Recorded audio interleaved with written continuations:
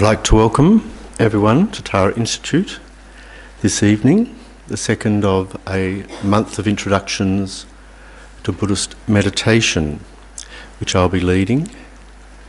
So, as we have done last week, we're going to begin with a meditation upon the breath, and I preambled that at some length last week. So I'm not going to cover the same ground, but just to encourage those who might not have been here to choose the object of the breath itself in this meditation. It's called a Non Discursive Meditation, and the discursive bit is referring to thought processes. So there are meditations, which we'll also explore this evening, where we deliberately engage in thought. And this might surprise some of us because we think of meditation as a means to bring about a kind of stillness, which would also be thoughtless, empty of thought. There are indeed meditations of that nature, and they have a particular function and value.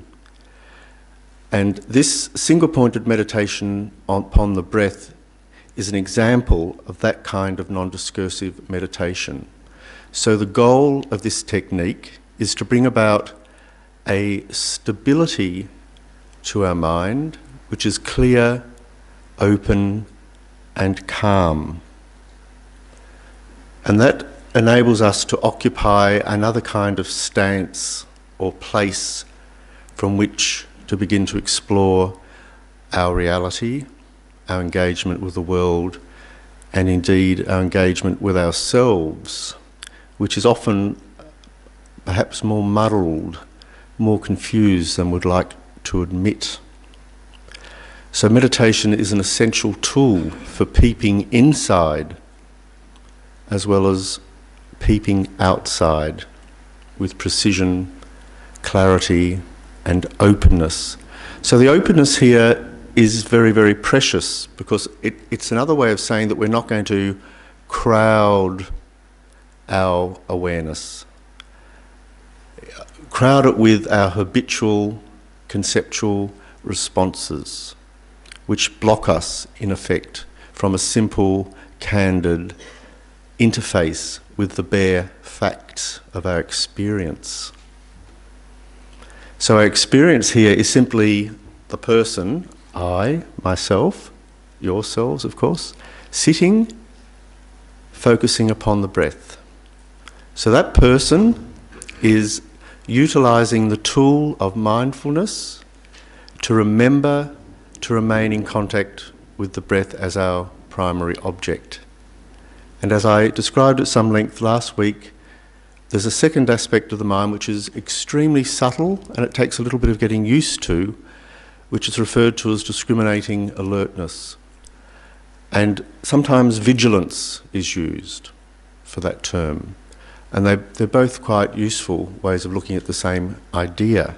It's a mechanism, a kind of tool which we employ to assist the mindfulness from the side. When I say from the side, it's not the primary mind that's meditating that we're referring to when we talk about vigilance.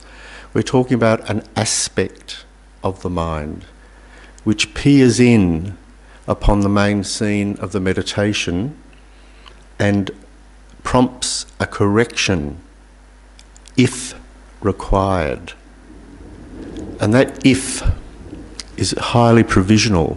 Sometimes when vigilance or discriminating alertness peers in upon the body of the meditation, it discovers that mindfulness is quite ably residing upon the breath as its object, in which case it withdraws without a murmur, stealthily, as though wearing slippers. It doesn't allow anyone to hear its presence. It doesn't create any commotion or fuss. It's absolutely, exquisitely tuned to perform that single function of checking with absolute economy. Nothing more and nothing less is required. For a lot of us, particularly if we're beginning a meditation practice, we'll find that that discursive checking, because it is actually an aspect of discursive thought, I have to admit, if we overemphasise it, it will become a distraction in its own right. And so I'm sure some of us here will have had the experience of checking so sort of constantly that we end up a kind of jittering mess of overwrought meditative energy, trying to find this object, and we're just all over the shop in our kind of haste and anxiety to get it right somehow. And so we don't push discriminating alertness to that extreme. It's not a kind of moral judge of anything. It's not commenting, passing judgment. It's simply alerting us, is the mind upon the breath? If it is, it dissolves. And if it isn't, it acts as an impulse, again very subtle, to reapply the mindfulness to the breath. And I gave the analogy last week, which I like this analogy because it's a very real analogy. It's like picking up a child. Say you're walking on the street a little bit carelessly with a child, and the street's pretty busy, and for some reason the child is attracted to something on the other side of the road. I'm sure some of us had this experience. Might be with our pet dog as well. And suddenly the kid darts onto the road, and we haven't been paying attention. And we suddenly, if we're lucky, acknowledge that fact, which is equivalent to discriminating alertness, and we yank the kid back onto the footpath. And I use the word yank deliberately because there is no time to be wasted. This is a moment of peril, and something assertive, definite, precise has to be done. No fuss, no analysis, just do it. When it's done, the kid's back on the path, mission accomplished. Proceed with the walk. So this is the role of discriminating alertness, and I'm not saying that it has to yank the mind brutally or powerfully back onto the object, but it has to be decisive in the same way, absolutely efficient, and then its role is complete. And so that mind returns throughout the meditation. And for some of us, it will have to come more frequently, because when we do check, we discover that we're very distracted. At other times, we'll be meditating, and for some, we don't quite know why.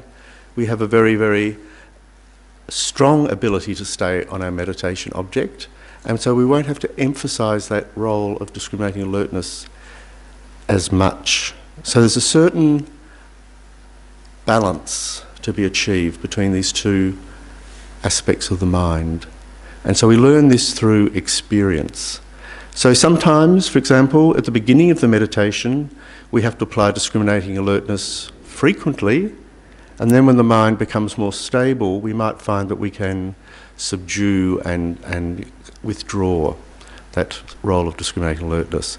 But to prompt your mind to have an occasional episode of discriminating alertness, because you have to remember to be discriminating, I'll just say, is the mind upon the breath?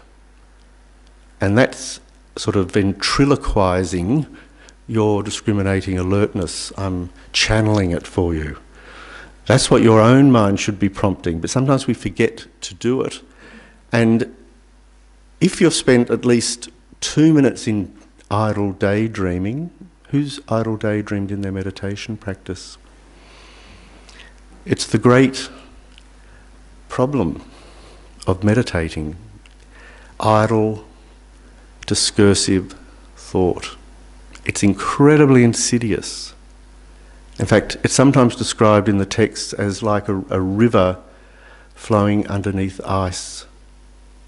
There's a certain excitement there. We're seeking excitement.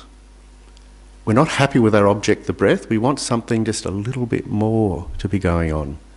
And so we start to fabricate, we start to embroider, we start to elaborate, we start to decorate on top of the mere awareness of the breath with memories, recollections, anticipations of what we're going to do when we leave this room tonight, planning for tomorrow, thinking what I said to my friend at lunchtime that perhaps I shouldn't have. How would I say something different instead? Before we know it, 3 minutes have gone and the breath has been totally forgotten.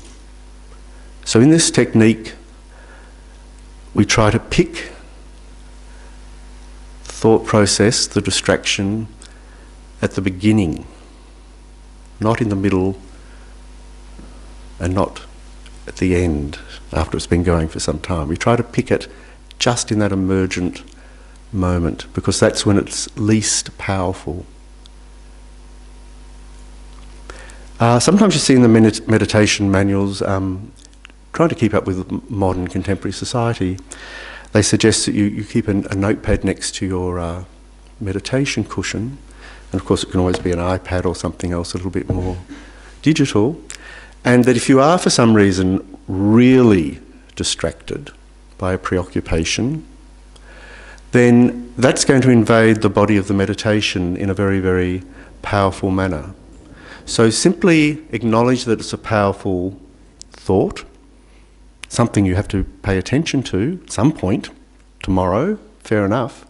Simply jot it down so you'll know telling yourself that you're not going to forget it, and then return to the meditation. It's a way of dealing with it. Otherwise you'll keep harking back in a kind of compulsive reiteration to secure the memory of what it is that you didn't want to forget.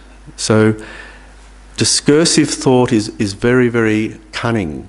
Some people say after the end of this meditation, oh, the colours, what do I do with the colours? We're not paying attention to colours in this meditation. If for some reason you have some sort of image appearing in the mind, it's simply fabrication. It's simply conceptual theatre. It has nothing whatsoever to do with this technique. It's just the mind conjuring entertainment.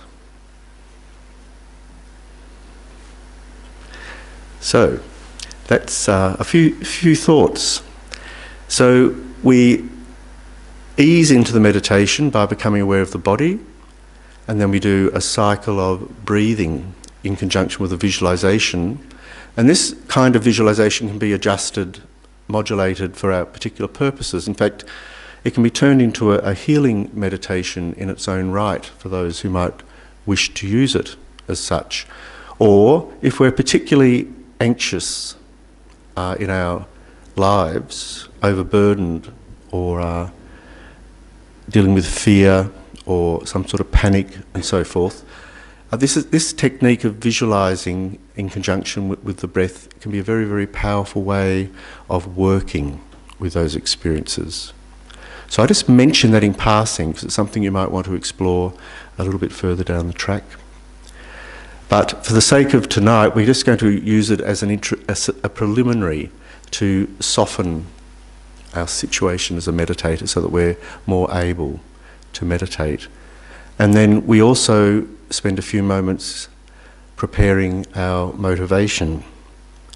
And aspiration, from a Buddhist perspective, plays a really crucial role in our meditation because it shapes not just the experience of the meditation, but also the outcome, even an outcome that can be extended way beyond anything that we can currently imagine.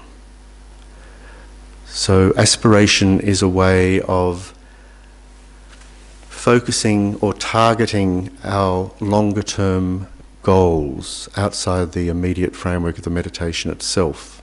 And this secures the meditation as a safe haven. And I mean that deliberately. If the motivation is pure and positive, then we can be absolutely secure in the safety of the technique. And I'm not using the word safety as if somehow we're in danger by meditating, but that we have to look at why we're meditating. In fact, we have to look at why we're doing anything.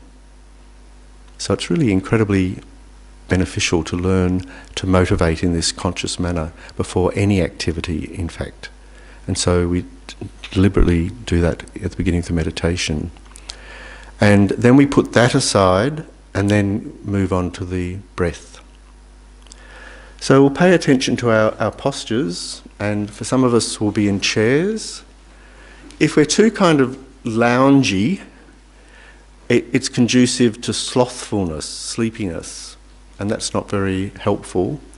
If we're in pain because our posture's somehow too stressed, that's really not beneficial either.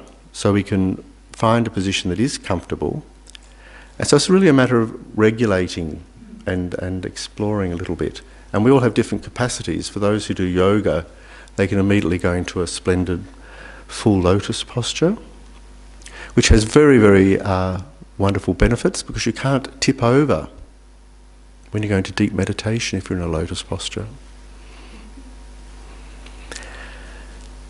But if we can't sit in that posture, then it's good to sit in a symmetrical manner, because that helps to even the flow of energy throughout the body, which then helps to stabilise our mind, and then also makes it easy to have an even flow of breath. So bring the mind in, extracting or disengaging from all of our activities throughout the day, not because they don't matter, but because we can actually afford not to be preoccupied by them for a portion of time, i.e. now. We want to be here now, on this spot. So just bring the mind to where the body is.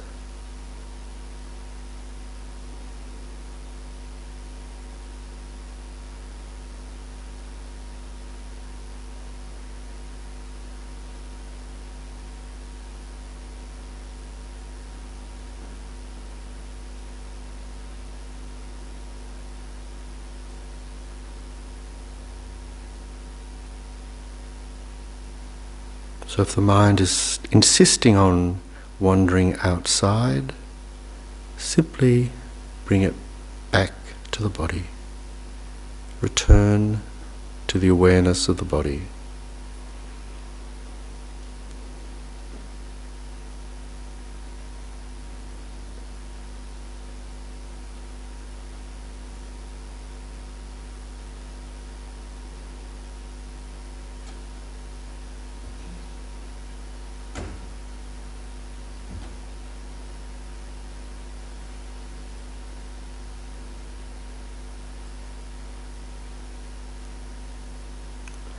Now very quietly scan the body from the crown to the toes and back again in a fluid, relaxed manner, but just locating or identifying any places or portions or spots of particular tension, physical stress, tightness,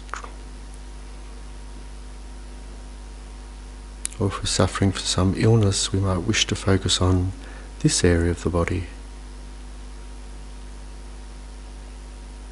Then, with the out-breath, let these problems or tightnesses of the body flow outwards effortlessly in the form of smoke into the distance where it dissolves,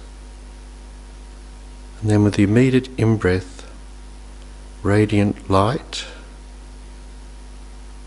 pours into the body, soothing, healing, subduing, releasing even a more subtle level of tension, which then dissolves with the out-breath, never to return, followed by another inhalation of radiant light. So just doing this on our own for a few moments, working with the body as it is. We might wish to focus on a particular part of the body, or just treat the body in general, or sweep through the body, releasing as we go.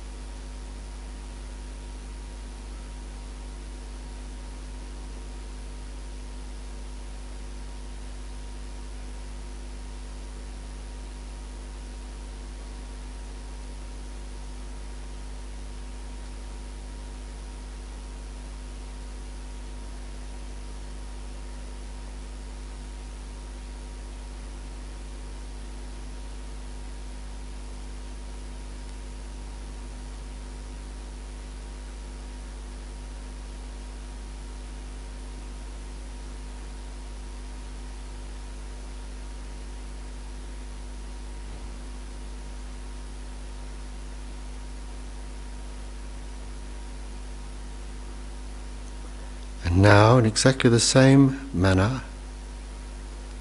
we become aware of our mind, our mental contents, and if we've been having particular disturbing thoughts, mental stresses, obsessions, and so forth, let these go with the out-breath in the form of smoke dissolving away. And then inhale the opposite in the form of radiant light, clear, spacious, relaxed, glowing mind, completely untroubled, unagitated.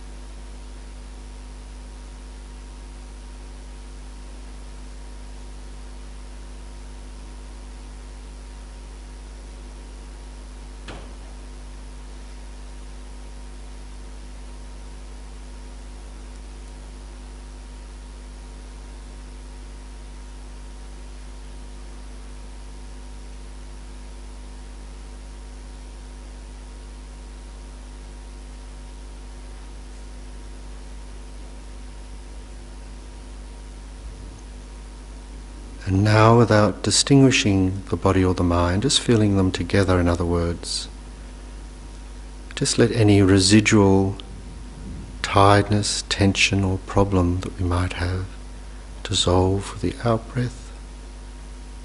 Radiant energy which saturates every single molecule of our body, every subtle level of the mind. Pause in with the in-breath.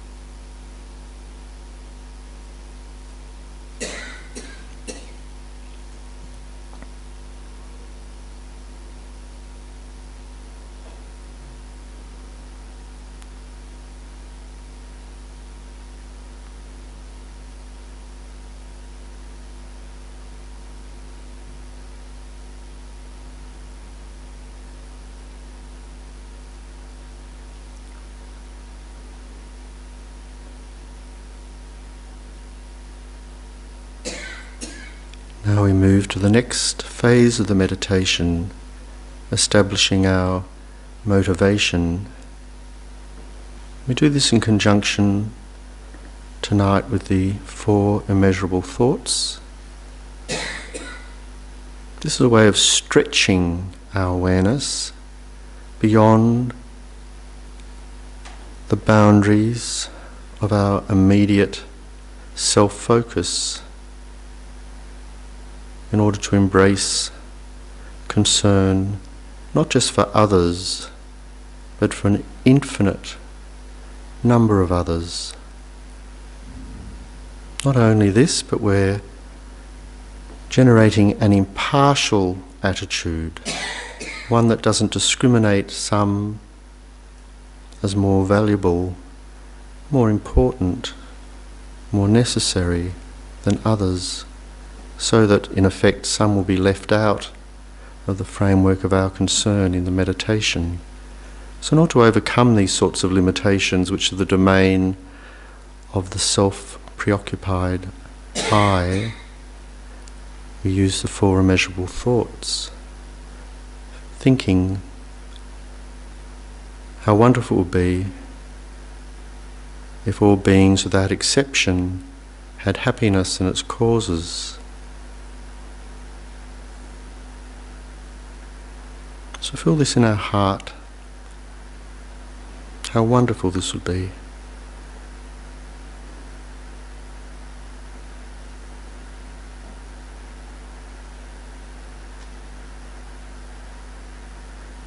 May they have happiness and its causes. May I, the meditator, be able to bring this about. Please, precious Buddha, inspire me thus. And here we can absorb a replica of the Buddha into ourselves as we make this wish, or if we're practicing according to another tradition, we can adapt the visualization accordingly. But even outside of any religious framework, we can feel that we're absorbing our own best potential to achieve this through our actions in the future.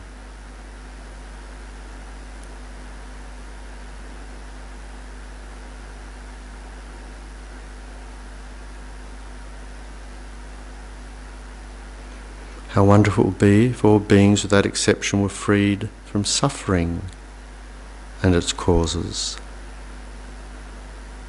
Again, feel this from the depths of our heart.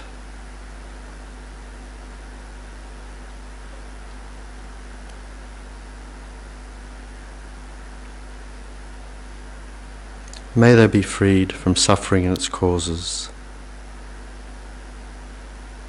May I, the meditator, be able to bring this about. Please, precious Buddha, inspire me thus.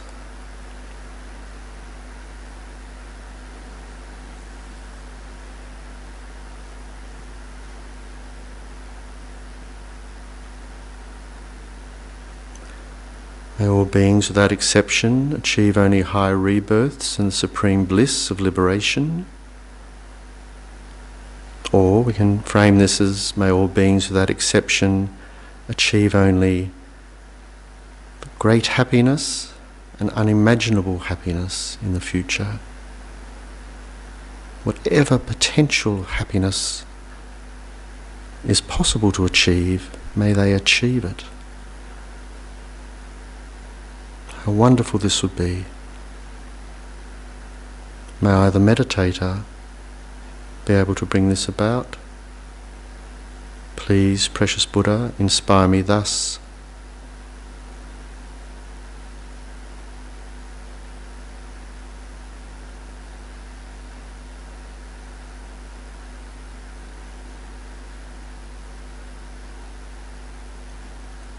May all beings, without exception, abide in equanimity, free from attachment and hatred, free from holding some close and others distant.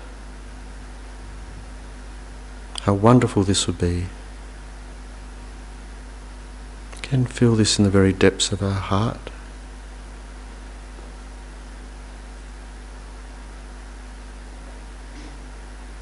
May they abide in equanimity.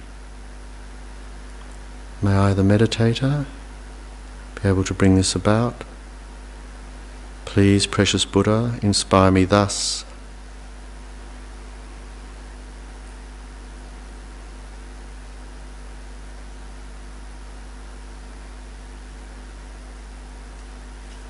And now, without losing our focus, our internal focus, place the mind upon the breath, the mere breath. No visualization, no adornment, simply awareness of the breath coming and going. We're aware of the beginning, middle and end of an in-breath, the beginning, middle and end of an out-breath, the beginning, the middle and the end of the space between, leaving not one portion of the breath outside of our awareness. So we ride upon the breath, remaining in constant contact. Wherever the breath goes, the mind goes.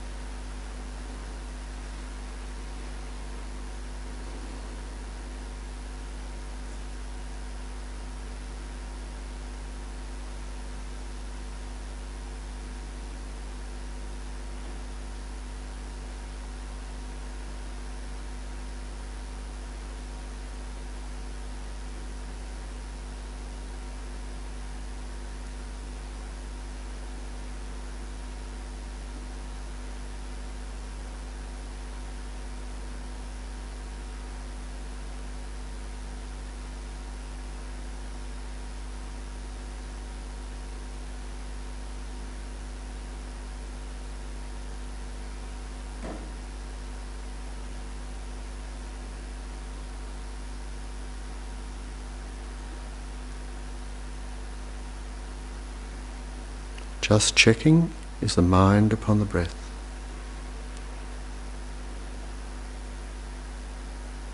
If not, replace and return to mindfulness of the breath.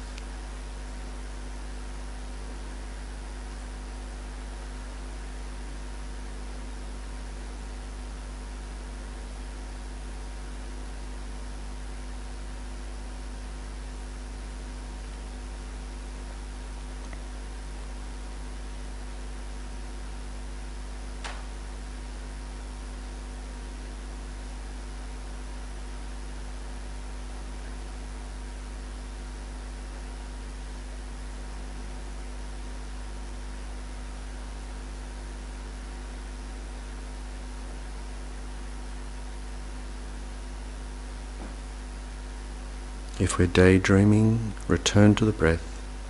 If we're having a dialogue with our bodies, return to the breath.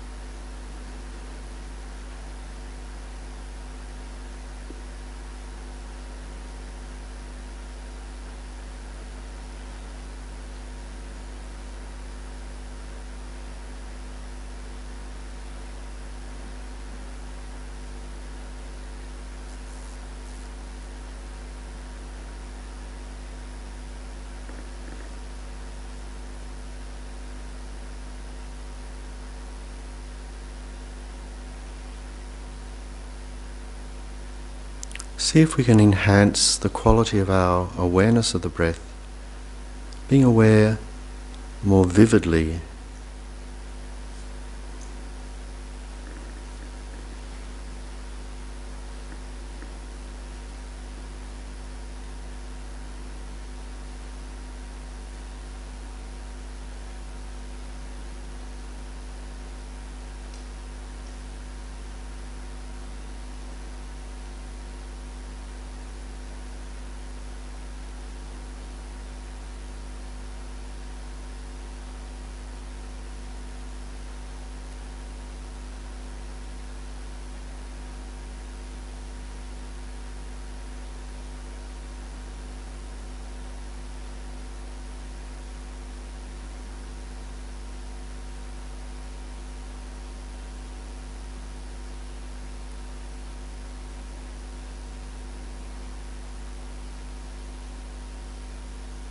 Just checking.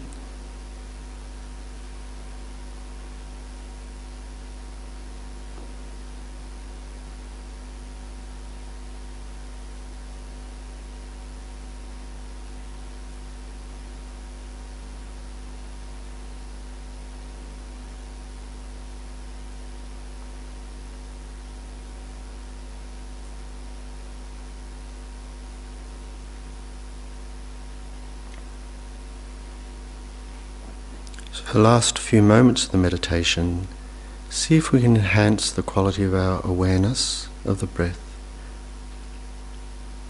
not losing one portion of the breath for even a moment.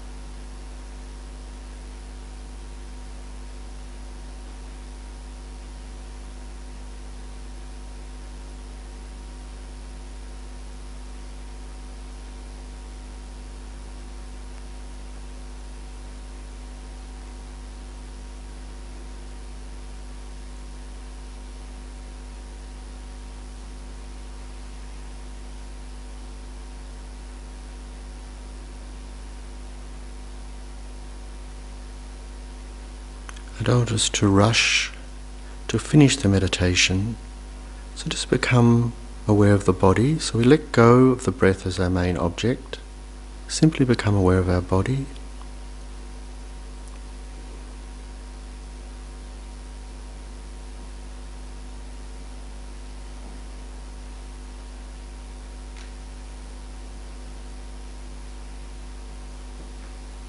Become aware of our feelings.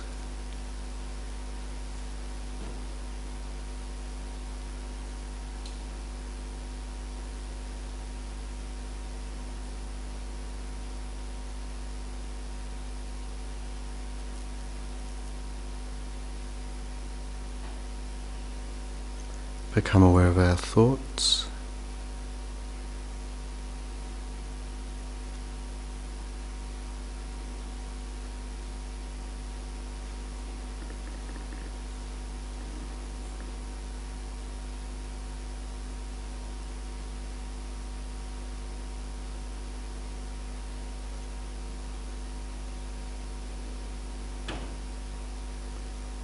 Become aware of awareness itself. Just the bare fact of awareness.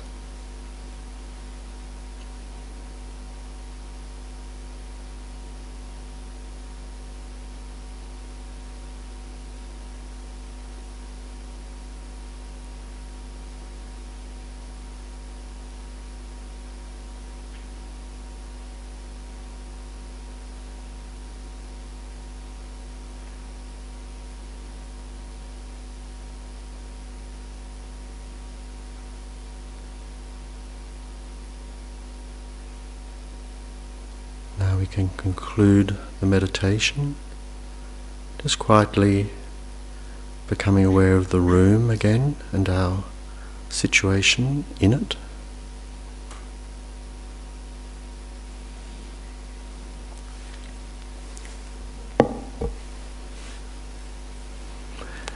There's different traditions about having our eyes shut or closed, and so some of us will have had experience with either.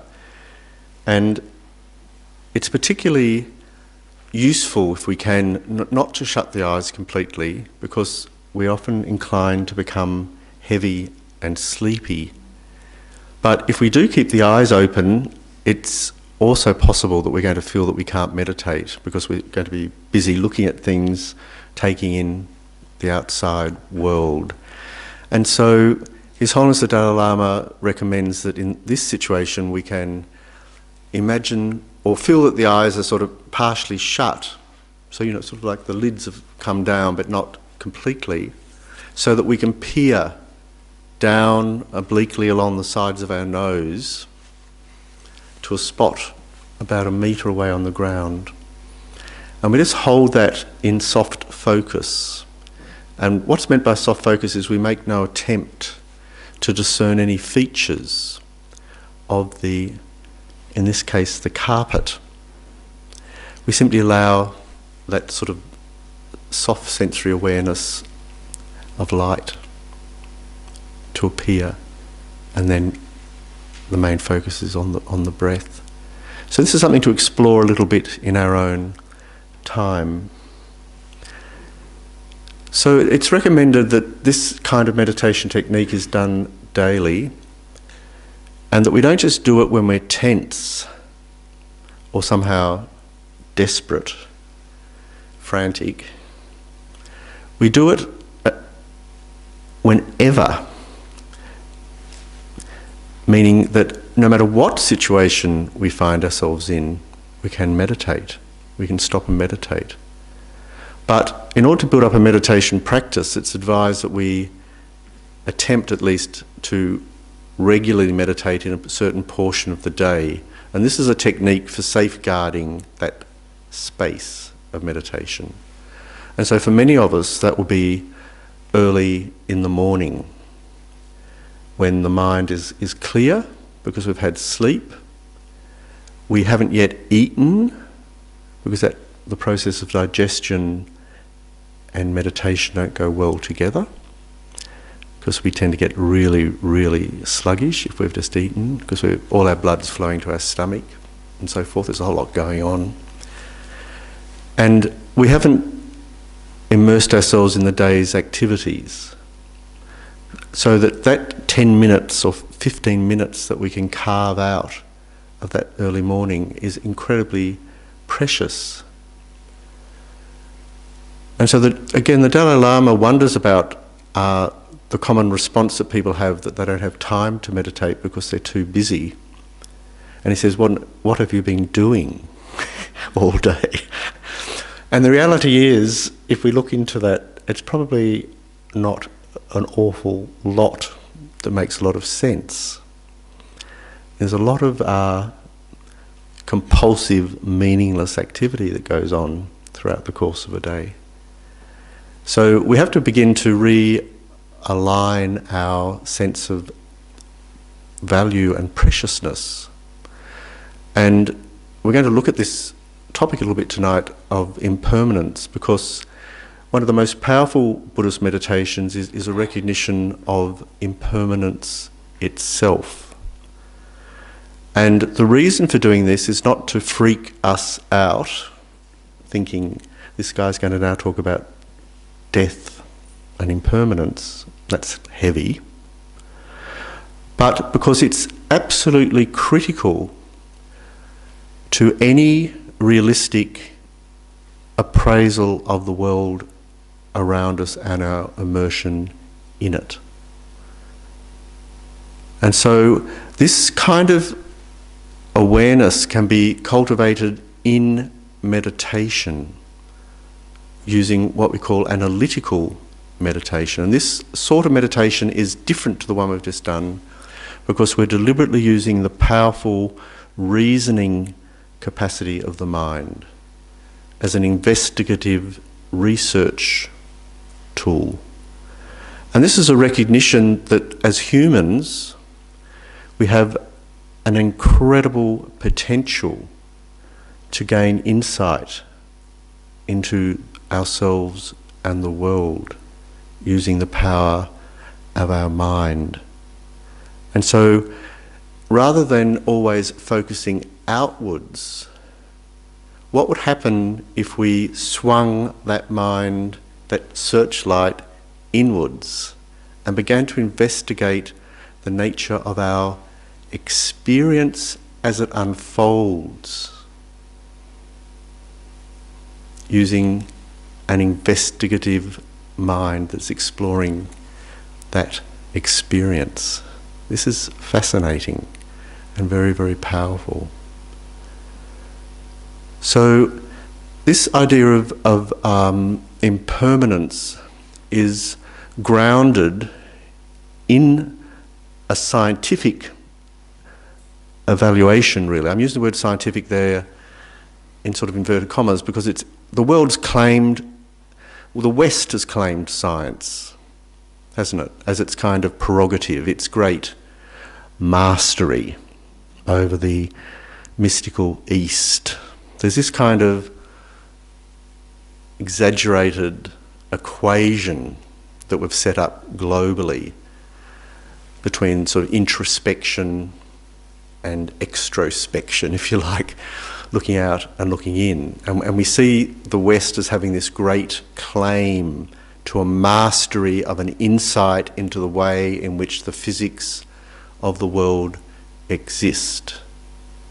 And we're not denying that there is an incredible knowledge and insight that has been gained. We're not trying to repudiate or question that at all.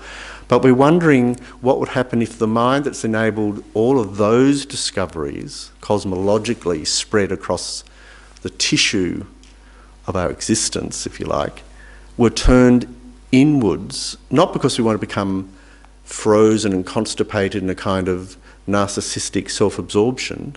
We're not saying that at all. We're saying what would happen if we use this powerful mind, this awareness, to investigate the reality, for example, of being a body, having a body. One of the things we're doing constantly is escaping our body, on the one hand, and craving for its satisfaction at the same time on the other. There's this tug of war going on constantly. Now, an example of blocking out the body is when we have uncomfortable thoughts and emotions. We find it very difficult, don't we, to sit. Simply sit. I'm not trying to elaborate here. Sit. Just sit. When we're upset, we can't just sit. We're so agitated by the mind's disturbance that the body has become agitated, fidgety, tense. It can be crippling. It can be a panic attack. It can be an anxiety so powerful that we cry out in pain, or even hit our head on a wall, or punch someone. All of these are to do with incredible stress. So what happens if we can learn to sit quietly and gently with our body, in this case, and just allow whatever bodily sensation arises to arise, whatever bodily sensation that has duration to have duration, and whatever body sensation that has cessation to have cessation. This is based on a very famous Buddhist sutra called the Satipatthana Sutra. Some of us will know it. It's the Four Mindful Establishment Sutra. And it's a method, a powerful technology for using mindfulness to investigate four spheres of our reality. And the first of these spheres is the body. It's acknowledging the incredible importance of the body. But it's also, when it's developed as a technique, going to explore the actual reality of the body. And this is incredibly powerful because the fact of the matter is our body is a product. In Buddhism we call it a composite product. It's a composition of factors which have been assembled in a particular place upon which we have labelled body. The carrot juice that we had at breakfast is in some way in the body for a period of time, and then its energy is burnt up and some of its fluid is excreted when we go to the toilet or sweat. And I can assure you that 3 or 4 years down the track, there's not a single molecule of that carrot left in this body.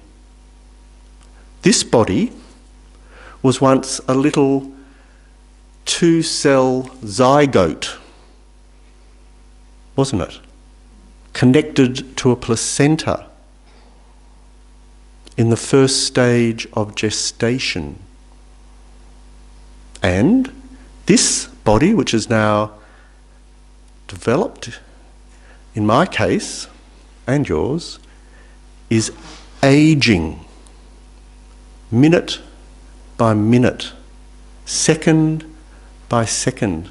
Buddhism is going to say that even in the second of its next moment of production, it's already disintegrating. This goes against the cosmetic industry completely. It's the total contradictory awareness to cosmetological persuasions.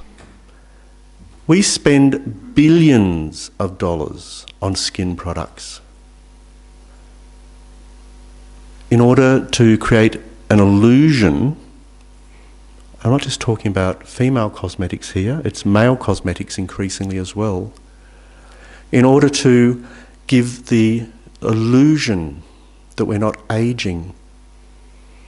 I had a friend whose daughter had, I won't mention names because it might embarrass the mother, a particular Australian actress lived in St Kilda with her mother, and I lived in the same block of flats for a while, and that daughter, you might better guess but I'm not going to confirm it, was up for an Academy nomination because of her role in a film. And her mother, naturally enough, was invited to the Academy night. And she created shock and mayhem on the carpet as she arrived, because she was the only woman over the age of 50 who had not had cosmetic surgery. And it was the buzz of the town. This thing had appeared at the Academy ceremony. And the mother was defiant, you'll be glad to hear, in a very Aussie way. She said, "That is who I am, that is what I am, and I'm proud of it." And there it was. That was it. There was no need to dress up the fact. So that seems like a kind of comical example, but if we look into this a little bit more deeply, we discover that there is a whole lot of concerns that are happening here. And so, in my own case, as mentioned in the newsletter, I've had a very, very serious illness. And so I've been dealing with my body failing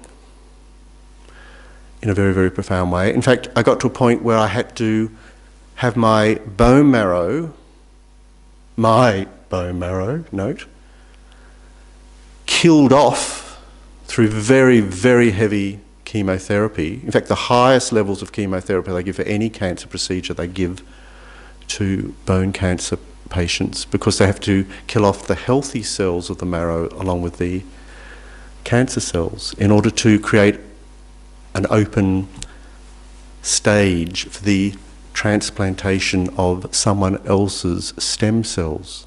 How amazing is that?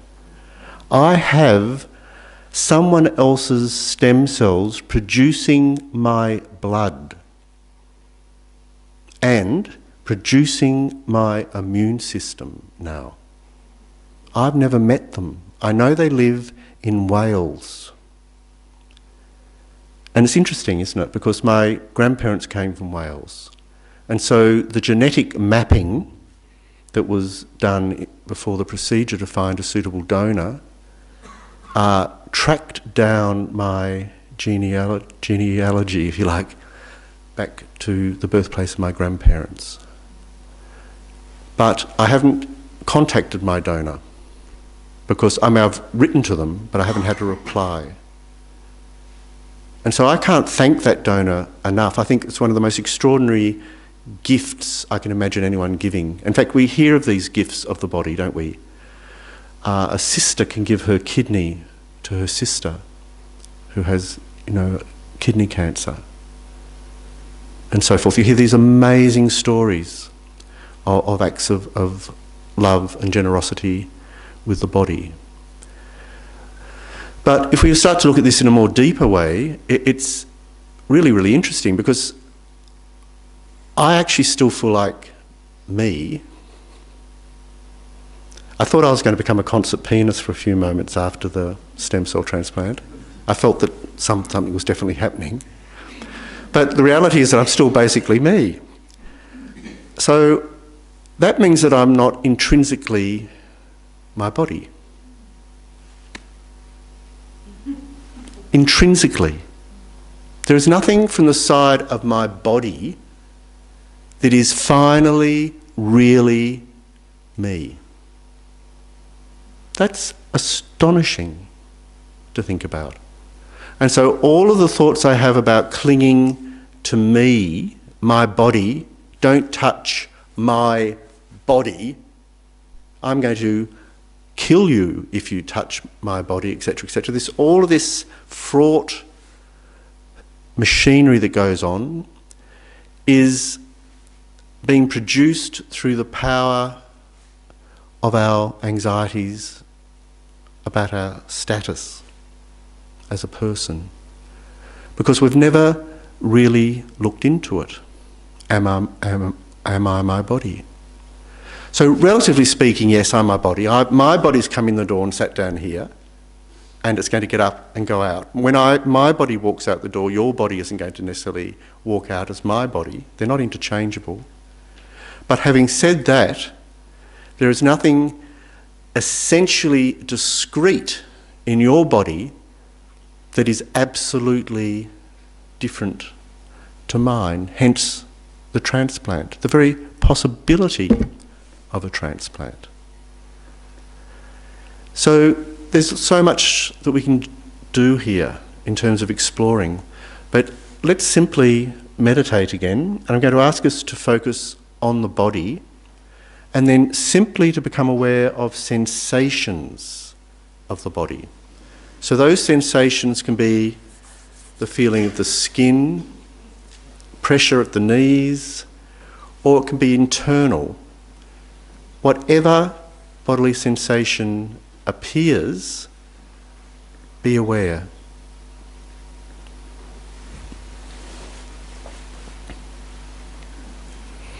So just for a few minutes, stabilise upon the breath.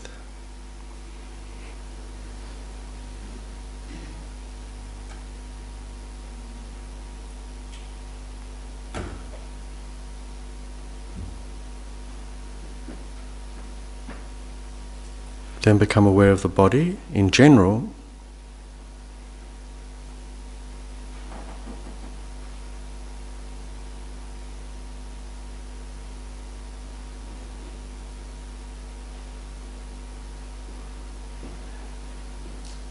Then allow whatever bodily sensation that appears to appear. Whatever bodily sensation has duration, to have duration, and whatever bodily sensation ceases to cease. In other words, we don't attempt to control or orchestrate, we simply allow the flow of bodily sensations as we might a stream.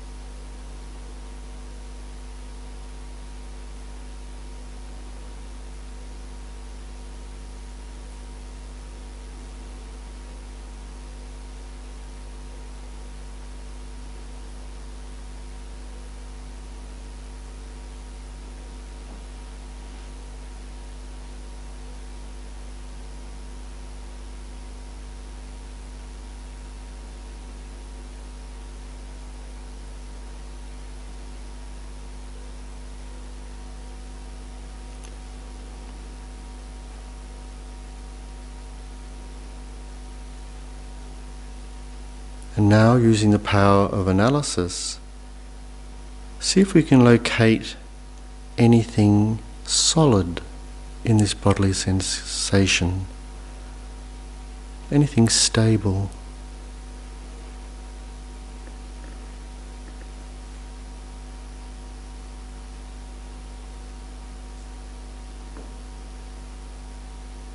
So we can actually search through the body as we might scan with a spotlight on a dark night into the corners of a forest, just trying to find out whether there's some stable, permanent essence in the body that somehow becomes the core of our body.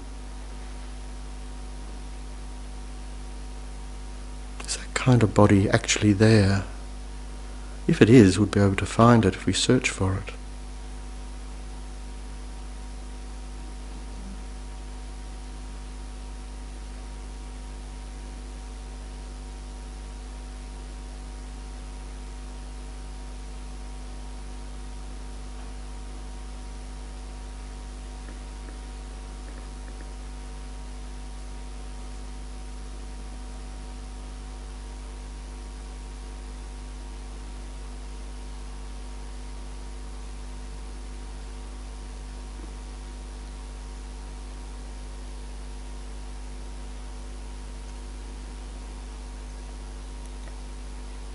So in Buddhism, we say that the body is a composite product. It's made up of a number of factors which have been assembled, which we then label. We label to that collection of assembled factors body.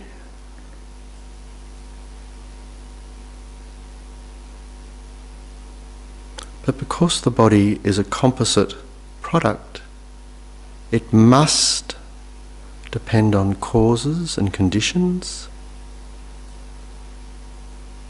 So just think for a moment what those causes and conditions might be. This isn't mysterious or metaphysical. We can trace our body back to that zygote, for example. We can also think of all the intercourse with the world in terms of nourishment, food, liquid, without which this body would disintegrate, petrify. All the physical conditions for preserving its intact nature, such as a safe environment, not a tsunami zone or an earthquake zone. So many factors are at play.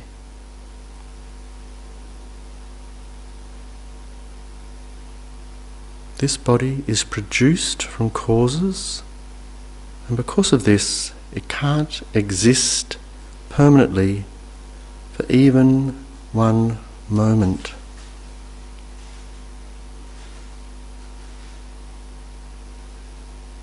If this body was permanent for one moment, we couldn't have developed from a child. We couldn't progress into old age. And if you look at gross impermanence, we couldn't actually die.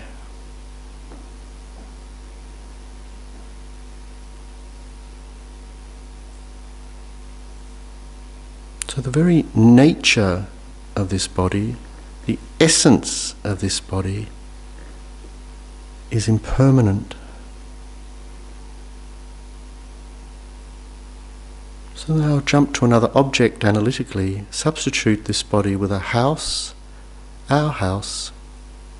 This our house is also a composite product made up of an assemblage of things, factors, which have labelled my house. And it also is in the nature of impermanence, changing moment by moment without a break. Yesterday's house is not today's house or tomorrow's house. This morning's house is not this afternoon's house. If it was, my house couldn't age. It couldn't fall apart. It wouldn't require renovation or mending. It would be fixed in and of itself, absolutely in space-time, completely impervious to any conditions. This would be miraculous and extraordinary, but it certainly isn't the quality of my house.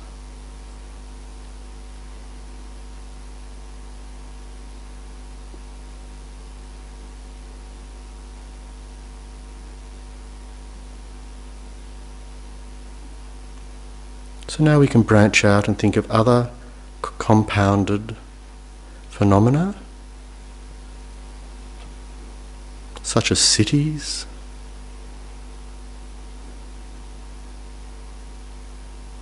families, clusters of friends, any aggregation.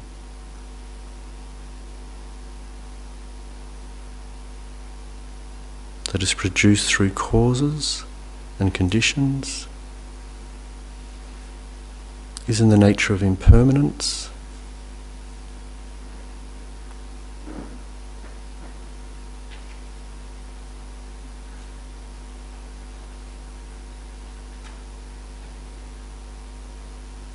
So if we can find something that is permanent in these particular phenomena, we have to be able to point to it.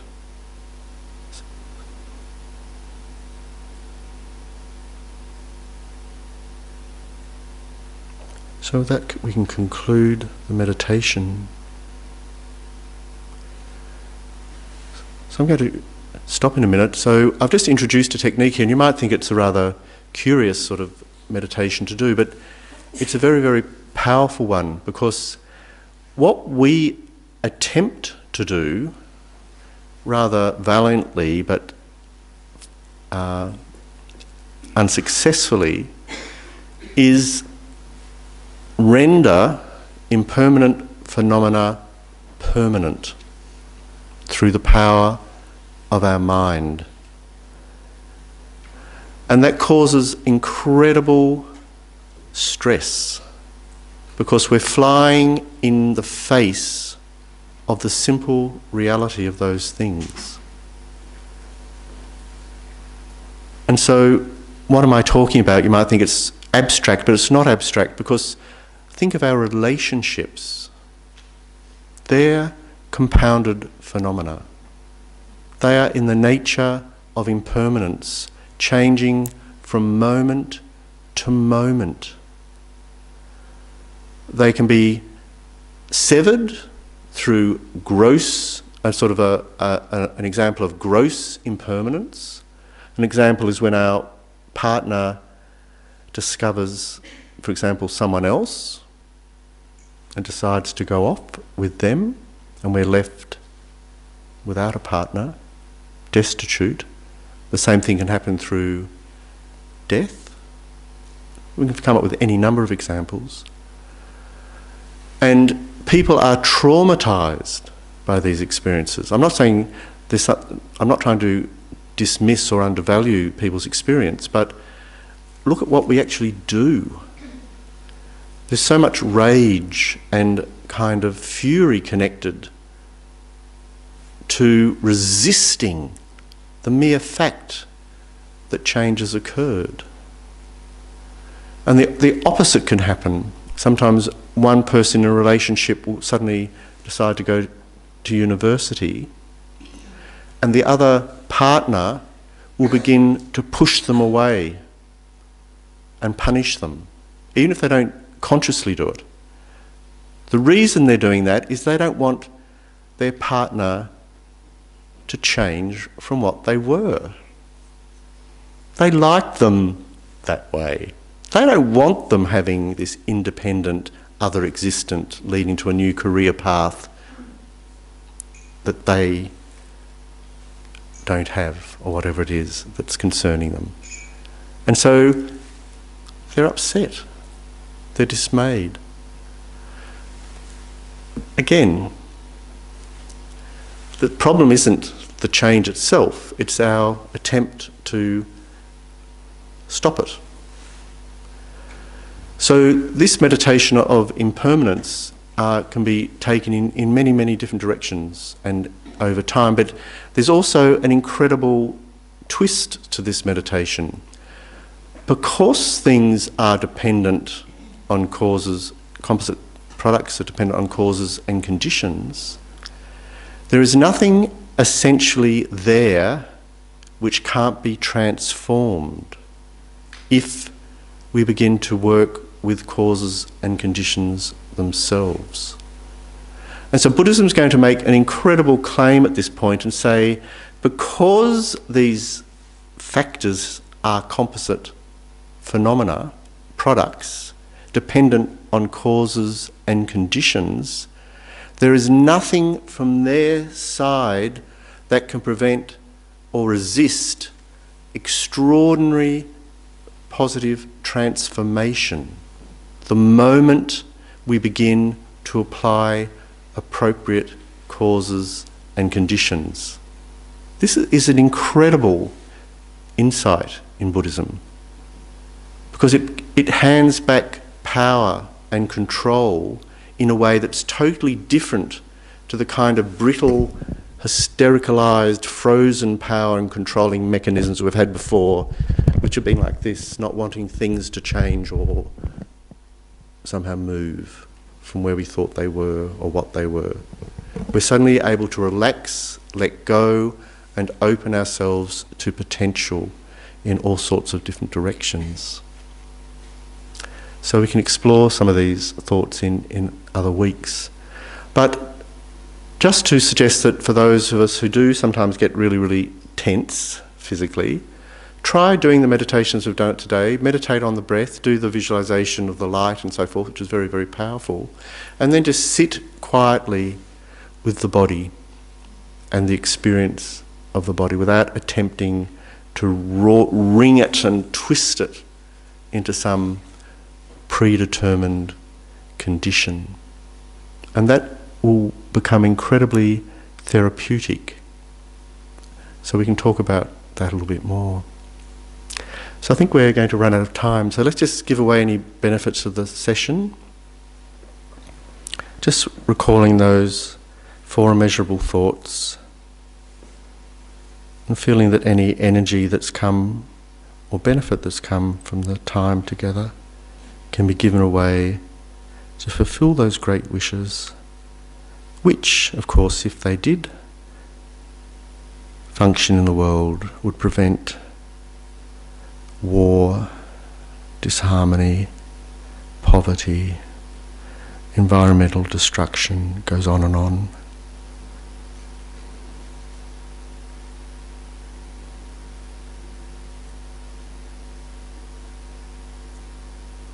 So thanks very much. There's tea and coffee served in the dining room.